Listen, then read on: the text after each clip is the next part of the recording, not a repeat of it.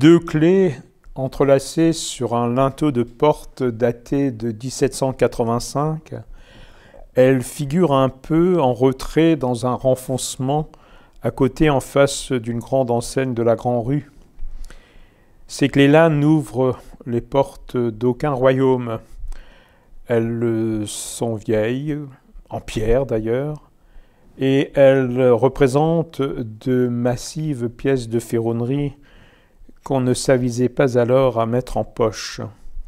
Ces clés un peu oubliées font référence à l'une des deux hôtelleries importantes dont disposait Colmar au Moyen-Âge, l'hôtel des deux clés, zu den zwei Schlüsseln, qui est, avec l'hôtel de la Montagne Noire, le Schwarzenberg, l'endroit où, du Moyen-Âge jusqu'à la Révolution, descendent les voyageurs illustres comme anonymes, les têtes couronnées comme les poètes ou comme les négociants.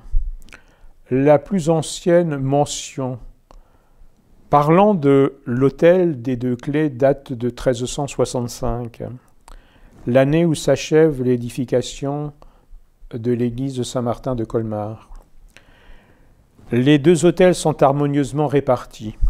Ils sont situés sur le même axe nord-sud qui traverse Colmar par l'actuelle rue Vauban et la Grand-Rue, placés aux deux extrémités, l'un à côté de la porte de Tannheim, qui nous amène vers le nord, vers Strasbourg, l'autre porte de Bâle, qui nous amène vers la Suisse, et par là, vers l'Italie.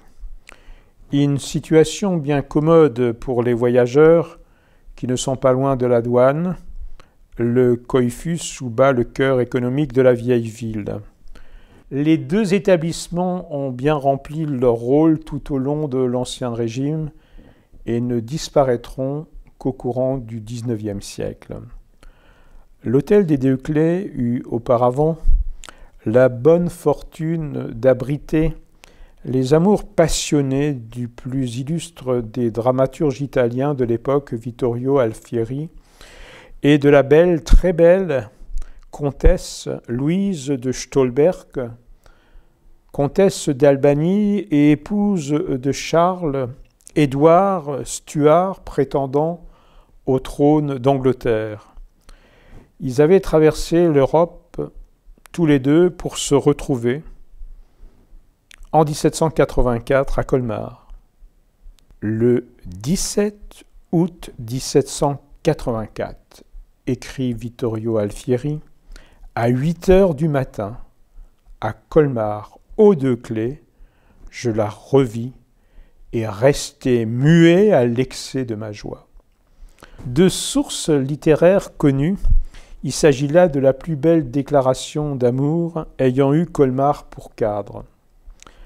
Et si nos deux clés entrelacées étaient tout simplement les clés des amours de l'illustre Vittorio et de la belle Louise, il n'aura pas échappé à l'observateur attentif que la date de 1785 entoure les clés du linteau. Il n'y a pas de hasard.